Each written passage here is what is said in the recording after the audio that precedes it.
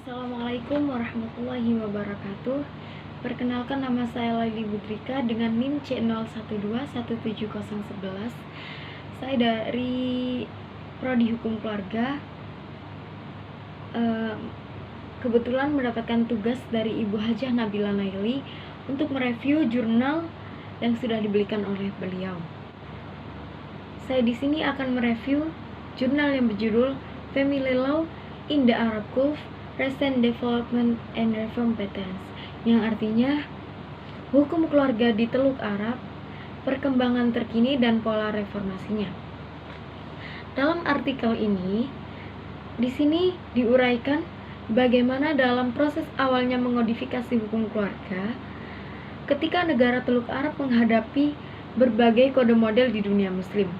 Dan di sini juga dipertimbangkan dampak dari pendekatan komparatif semacam itu terhadap peraturan perundang-undangan yang berlaku saat ini.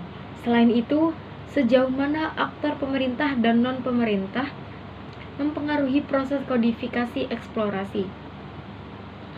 Karena pengenalan kode keluarga baru bertepatan dengan ratifikasi ketika negara tentang perjanjian hak asasi manusia secara umum dan CEDAW pada khususnya.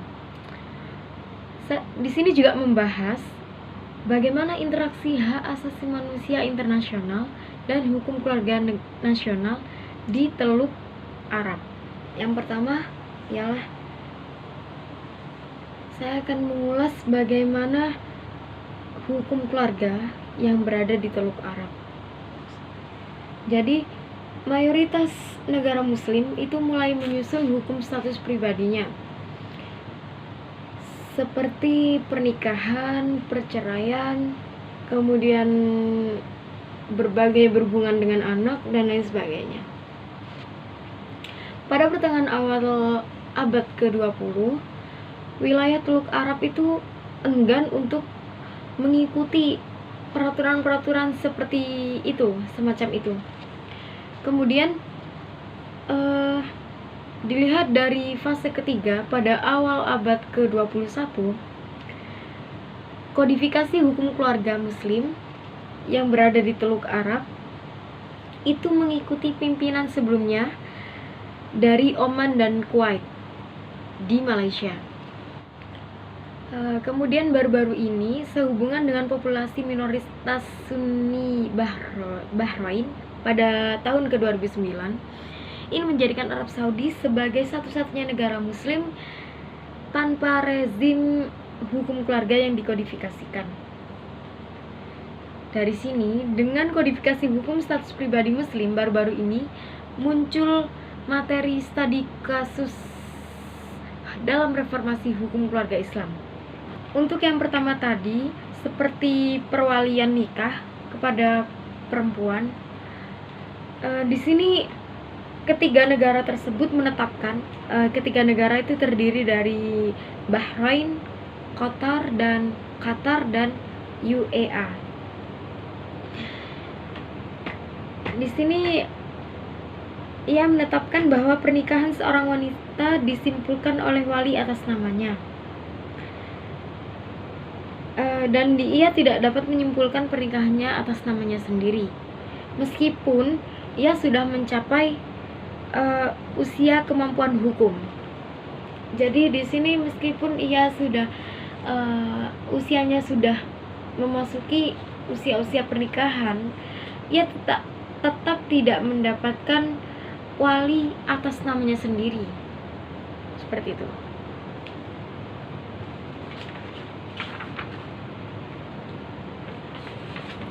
Meskipun ia juga sudah menikah sebelumnya, seperti janda atau ya seperti itu.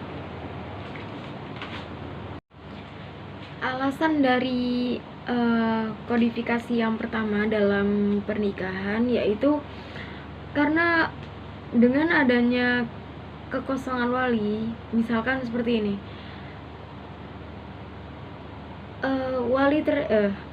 perempuan tersebut mau menikah tapi tidak ada walinya atau walinya tidak mengizinkan atasnya, maka ia akan bisa mengajukan kepada pengadilan untuk hakim menjadi walinya.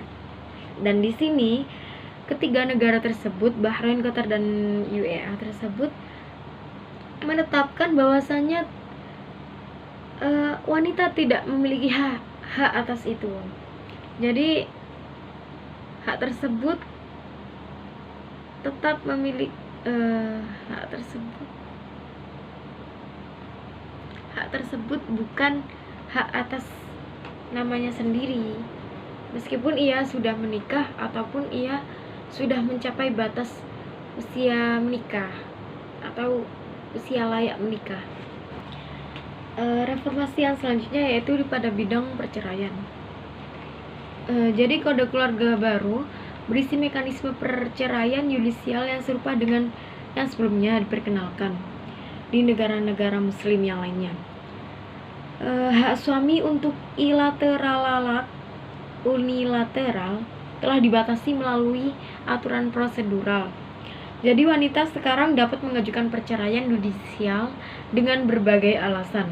Alasan utama untuk reformasi semacam itu adalah untuk mengatasi masalah-masalah proses pengadilan yang sangat panjang. Dengan kasus perceraian kadang-kadang membutuhkan waktu yang sangat lama, bertahun-tahun untuk mendapatkan putusan tersebut.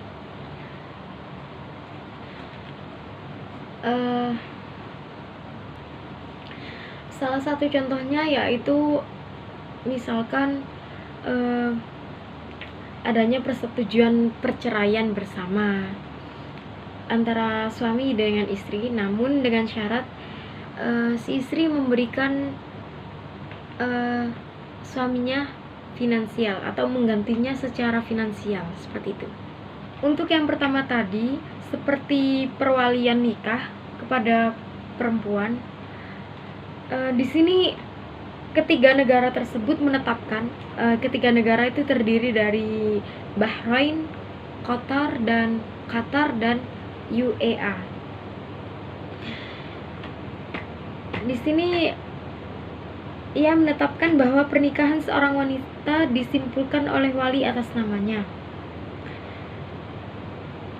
dan ia tidak dapat menyimpulkan pernikahannya atas namanya sendiri, meskipun ia sudah mencapai usia kemampuan hukum. Jadi di sini meskipun ia sudah usianya sudah memasuki usia pernikahan, ia tetap tidak mendapatkan wali atas namanya sendiri, seperti itu.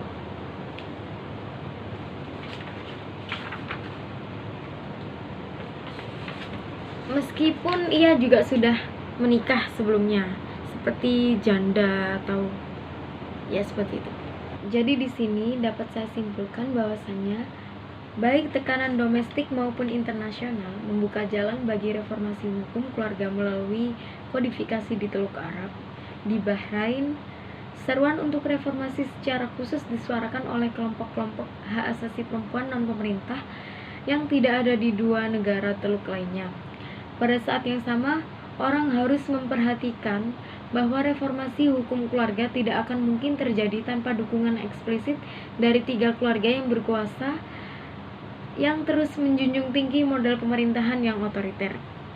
Sebelum pengenalan kode baru, efek negatif dari hukum keluarga Islam tradisional dilindungi melalui manfaat pemerintah daripada benar-benar ditangani.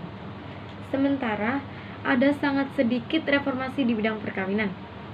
Aturan perceraian yang direvisi secara jelas dapat dilihat sebagai produk dari penyelidikan dan pendekatan hukum komparatif. Ketiga negara Teluk telah mencontoh undang-undang perceraian setelah reformasi sudah diperkenalkan di negara-negara muslim lainnya, seperti Mesir dan Yordania. Ini mungkin sebagian disebabkan oleh tingginya jumlah praktisi hukum dari kedua negara yang bekerja di Teluk. Kemudian di bidang hak asuh anak, terutama ketika dilakukan oleh ibu, seseorang masih dapat melihat kebijaksanaan substansial diberikan kepada hakim individual. Ini mungkin sangat baik. Karakteristik yang paling nyata dari kode keluarga baru apresiasi dan perhatian pada kesejahteraan anak terbilang sangat jelas. Kemudian kode keluarga Qatar tahun 2006 adalah salah satu dari sedikit kode keluarga di dunia muslim yang juga mendefinisikan faktor-faktor apa yang harus dipertimbangkan dalam menilai kesejahteraan anak. Ini akan sangat menarik. Lalu bagaimana prinsip terpenting dari kepentingan terbaik anak akan ditafsirkan oleh peradilan di Teluk Arab, dan jika keputusan masa depan mendukung kesejahteraan anak dapat berfungsi untuk reformasi lebih lanjut hukum keluarga Islam dari dalam. Cukup sekian presentasi dari saya. Kurang lebihnya saya mohon maaf apabila ada kesalahan kata ataupun tingkah laku ataupun pengucapan yang kurang benar. Saya mohon maaf yang sebesar-besarnya. Wabillahi taufiq wal hidayah, waridha wal inayah. Assalamualaikum warahmatullahi wabarakatuh.